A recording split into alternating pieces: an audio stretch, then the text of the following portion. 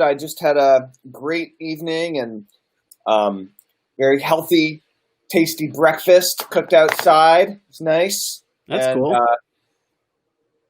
yeah, just got back from all that and took a shower and ready to talk about losing your mojo. MoJo. I lost my mojo. I I'm not going to name any names, but several years ago, I had a very well-known direct response marketing guy that we both spent a considerable amount of time with come to me as a hypnotist and say, Tellman, like I totally lost my mojo. How do I get my mojo back? Yeah. And it was great because it was a very specific request, right? And like it was that no one had ever asked me for.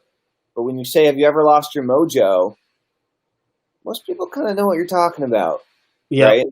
So I know that we've both had, as most entrepreneurs who stick around for any length of time do, lots of ups and lots of downs, Yep. lots of wins, lots of crash and burns, lots of things that could have been wins that weren't, right? Right.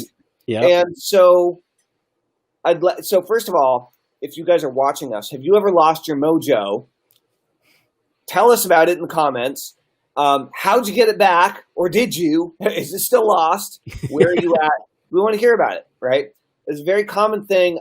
Entrepreneurs, especially marketers, they like to publicize their The wins. wins. Yeah.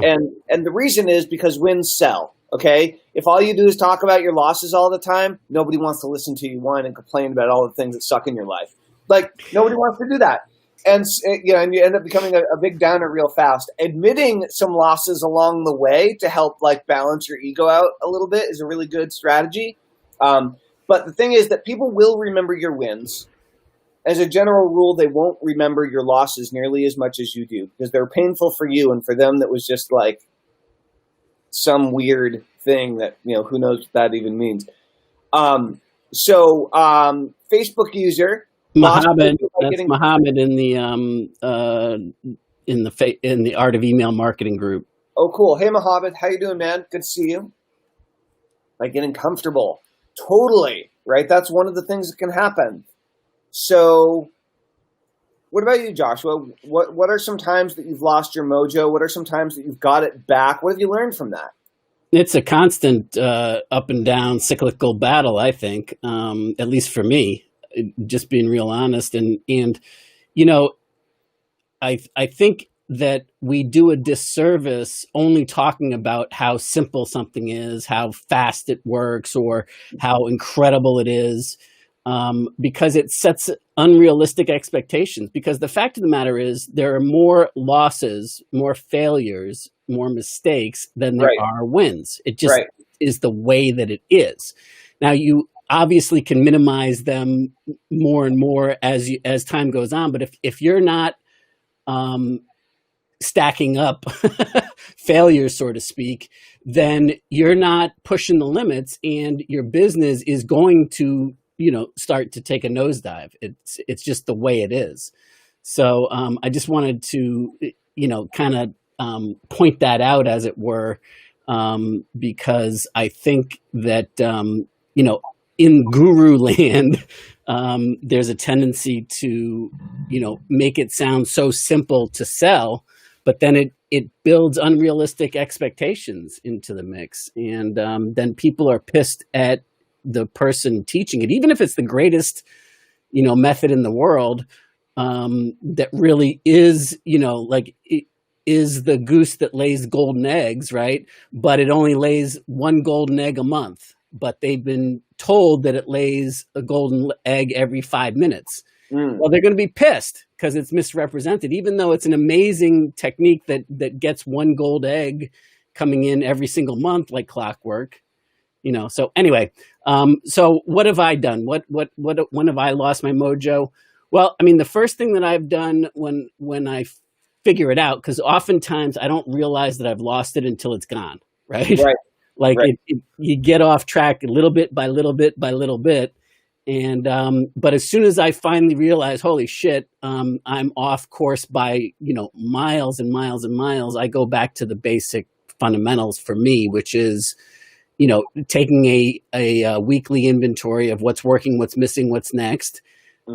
Getting clear with some written vision type goals of what I want to do, where I'm going, where I want to generally head.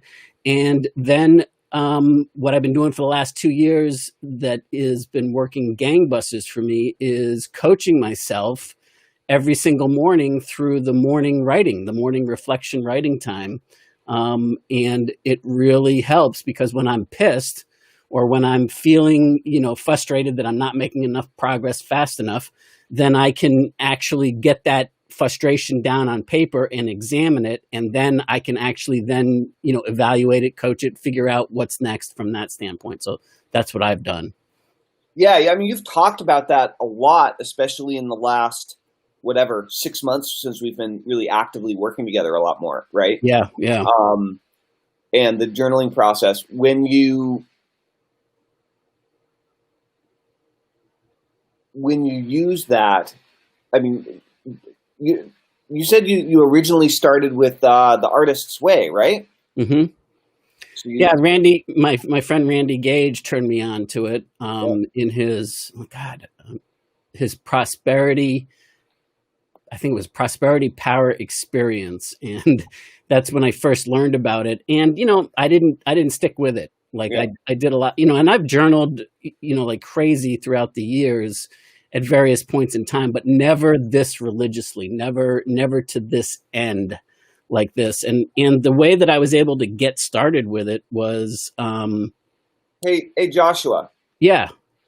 I don't know if this is just on my end or your end or in the live stream or in the broadcaster, but inside of the Restream, here, will you move your head around? Yeah, you're totally frozen. Would you actually turn your camera off? Oh, actually, let me just turn you off and turn you back on again. Let me see if that works. And can you hear me? I can hear you. Can you hear me? Yeah, I'm not getting any kind of video feed from you anymore. Huh. Maybe you could try restarting, why don't you try re-logging in to Restream? Am I still frozen? Oh, you're back now. Okay. A little choppy. Okay, you're good. All right, we're back. Sorry to interrupt. Okay. So I don't know quite where I was when we had that technical difficulty. So, I remember that I was the times in the past that I have attempted to stick with journaling. The breakdown, at least for me, was that I felt like it had to be. It was too much work. It had to be perfect, or I had to be really profound. And when I got started with it, I just decided that whatever comes out, it comes out. And I decided also that I was going to start it every day for 30 days straight, and I was going to reevaluate it at the end of 30 days. And my only goal was to write a minimum of 3 pages a day for 30 days. And if I didn't like what was going on, if it wasn't serving me, then at the 30-day mark, I gave myself permission to stop. Right. And the beginning was rough, man. It was sometimes it was really disjointed. And there were times, frankly, that I thought, it was terrible. And I was just writing whatever stream of consciousness came to mind. And, interesting thing was that when I reviewed it before going to bed at night, it wasn't as bad as I thought it was when I was writing it the first time, Yeah. And so anyway, the long and the short of it was that at the end of 30 days, I said, all right, I'm going to keep doing this for a bit. And I think the next time I gave myself permission to stop was at either the 90-day or the 6-month mark, and then the year mark. And then by then I was just in it, and it was serving me so well because I could really adjust my moods. I'm sure that it would serve me well in the future to also make sure that I haven't fallen into some sort of, rut with it, and that it's still serving me, Right. and to make adjustments from there. But What exactly is it about that process that for you has helped you to get your mojo back after you've lost it? it goes back to Carl Jung's quote about, until you make the unconscious conscious, it will direct your life and you will call it fate.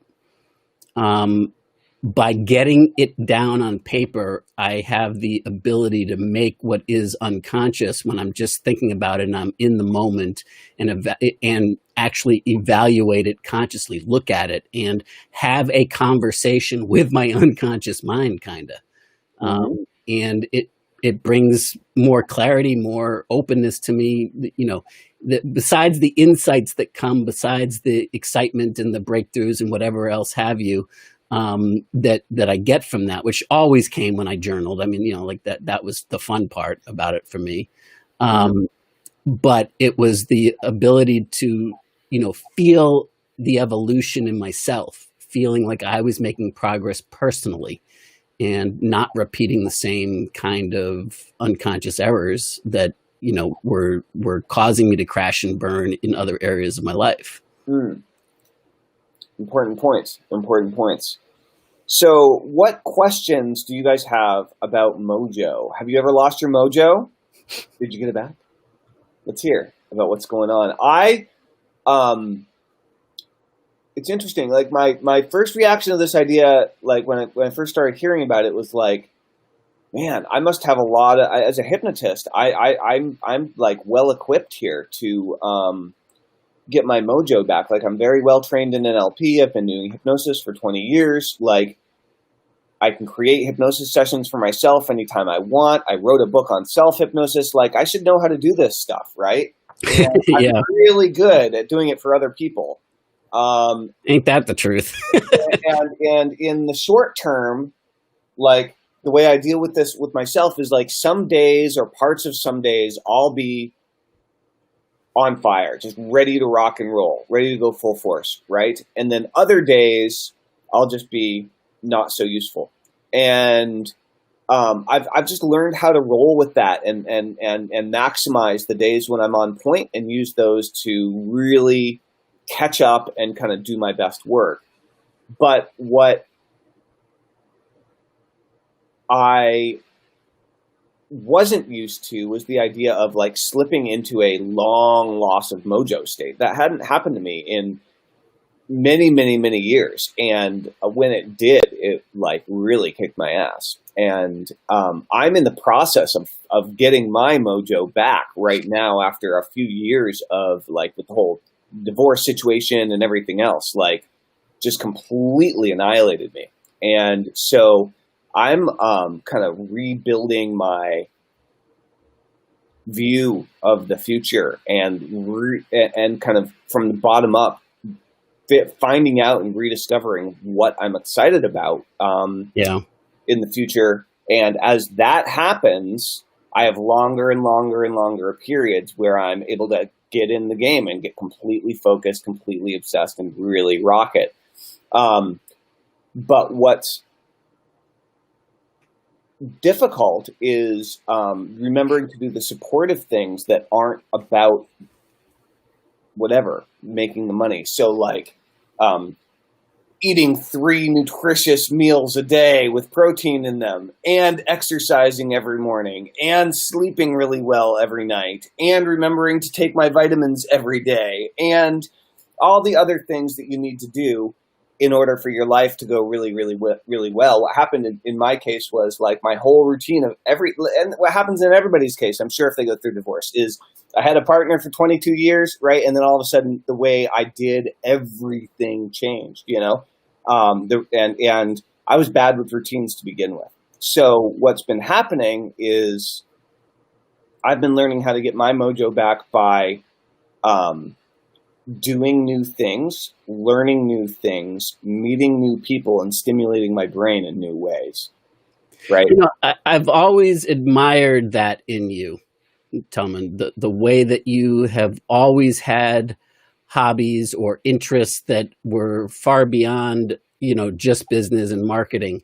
And one of the things I discovered about myself that set me on this journey back in like 2009, when we were at Necker Island with Joe and Yannick and Branson and the gang back in the day, I was really in a point of like, that's when I got back from that trip in May of 2009 and made the decision to shut down my entire business operations because of the realization that I didn't know what I wanted. Like I was boring. Like I didn't have any interest outside of building more, better, bigger, those types of things, as opposed to what do I really want in life? What would fill me up? What would make me, feel good about what I'm doing? And I always admired like, I remember one time you were down visiting me, I think. And you, or maybe you were doing some blacksmithing, some lessons. And I was like, what?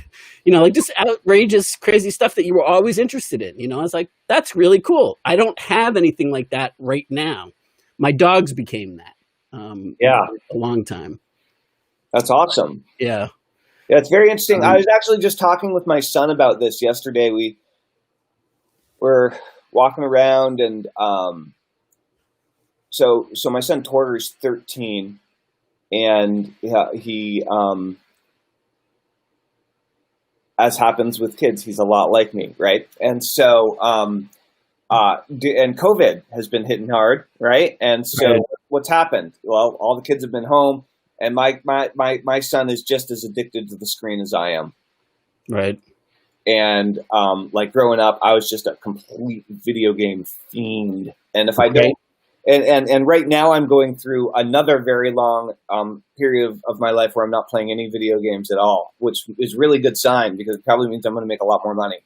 Like I've always find less video games equals more money for me. But the thing is that Torger has been he's been playing a lot of video games. He's been on screen. I mean, prior to the summer hitting, he was on screen, during the day for his Zoom classes. And then the only way you can meet with friends is on screen too, really, And so he's found that doing things that don't involve screens aren't very fun anymore.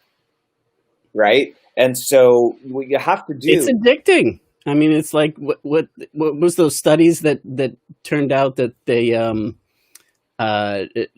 that the dopamine hit that comes when you get likes on your posts and videos and like shares and all of that, that's strange, that you get an actual high from it, but like that's addicting. I mean, it's a compliment. They're micro compliments, right? And like people love getting complimented, I mean, most people really like praise, right? Sure. And that's so recognition's lacking in everybody's lives, I think. That's right. And I'll tell you what, a lot of the video games that are out there give an enormous amount of recognition after you like beat the giant bad guy and the whole way. I mean, and you get different levels. So you get awarded different names or points and maybe there's I don't know about the role playing games these days, but I remember back in the day, I was into arcade games because of course I'm ancient. But I remember Asteroids and Missile Command and all of that. And there was, the leaderboard and your goal was to get up onto the leaderboard in the top 25 and then move your way up. That's right. Gene, what's up? And Stefan, thank you very much. Stefan, it's awesome that you're watching on YouTube. Can you kind of share with us what it was that resonated for you so that I know? Can you be a little bit more specific so that I know what was helpful and, learn from it myself? And Shinjuan, were you going to say something? No, I was just going to mention that you have a comment. Shinjuan, how's it going, dude? I hope you're well. You usually are. It's been a long time. We should get on the phone, and I'd love to find out what you're working on, man. And Jean says that her sons are both grown and they still play games. I mean, I'm not saying that people shouldn't play games. I think games are great as a general rule. Even I think video games are great too. But especially for certain personality types, they are exceptionally addictive. And what will happen is you can get so addicted to whether it's social media, whether it's video games, that you no longer get feelings of joy, of connection from actually doing things in the real world with real people. Yeah. And so a big part of that is like,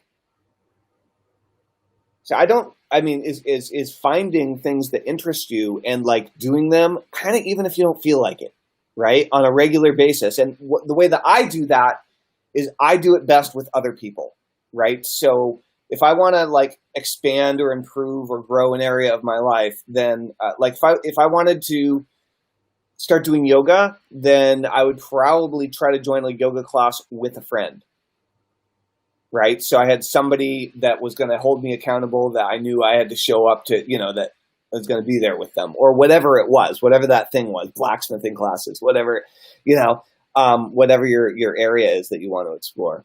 Yeah.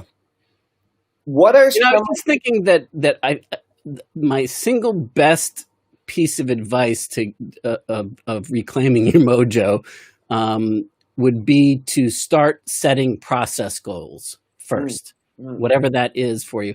And what I mean by a process goal is stop looking at the outcome as being, all or nothing, and set yourself a promise of, completing some sort of action or activity or something over the course of a certain amount of time, be it 30 days, 60 days, 90 days, whatever. And don't care about the outcomes. Like, celebrate the fact that you saw it through and you finished what you said you were going to do in terms of actually sitting down. That's what I did when I first started writing, was, I'm going to just write. It doesn't matter what I say. It doesn't matter if it's good, bad, or whatever, but I'm going to follow through and do that. So I think that process goals really allow the momentum to start to build in a unique way. And, just like you didn't get off track, a mile at a time, you got off inch by inch and didn't notice. That's the only way to get back on track is inch by inch. And yet, you're trying to reclaim your mojo in all one fell swoop because we remember how good it was back in the day, right? Right. And I would just recommend setting process goals and, give yourself permission to fail, so to speak, so that you're not so dialed into the need for, the need for it to look a certain way in order to feel good. Any excuse to, Susan said, and celebrate each goal met, celebrate in the same way each time. Yeah, absolutely. And set yourself up in the beginning to win, so make sure that the goals that you're setting, that's why I'm talking about like process goals to start with. Let yourself off the hook. I don't know if people watching are drivers like me and, like the push for the entrepreneurial, always wanting to be, striving and growing for bigger and more and expanding. But set yourself up so that in the beginning, don't give a shit about, what the outcome looks like. Just celebrate the fact that you are honoring your word and that, you're making shit happen. That's right. So another piece to the puzzle here is process goals are really good. Whether you're working on, and again, if you feel like you lost your mojo, one of the things you can do is like outside of business, right? Work on your mind, work on your body, work on your soul, right? Like in whatever way that means, like work on your mind, learn something new, right? Work on your body, start working out in a different way or more, right? And right. whatever, if any type of spiritual practice resonates with you, whether it be meditation or something more organized, it's cool. And then finally, to the best of your ability, spend time with people who've got the mojo that you want to give back, because one of the best ways to kind of get back on point is to have conversations with people who are on point in the way you used to be, or in the way you want to be, right? And I try to have one valuable conversation every day with at least one person that's making a significant amount of money more than I'm making right now, right? So, and as I'm doing that and ramping that up more and more, guess what happens? More and more and more wonderful opportunities fall into your lap. Now your schedule starts filling up. Now you don't have time to think about the fact that you lost your mojo and you're back in action, right? Right. That's basically, in my experience, business-wise, that's really how it's worked for me. For sure. Fill up my schedule talking to smart people who are doing cool stuff. Like, we got to get to our NPod clients in 3 minutes or 2.5 minutes. We absolutely do. So with that said, thanks for being here, everybody. Happy Mojo, everybody. Happy Mojo. This is Kelman and Joshua, and we will see you tomorrow at 11 a.m. Eastern to talk about marketing, list building, and entrepreneurship. What? Thanks, everybody. Over and out. See Bye-bye. Bye.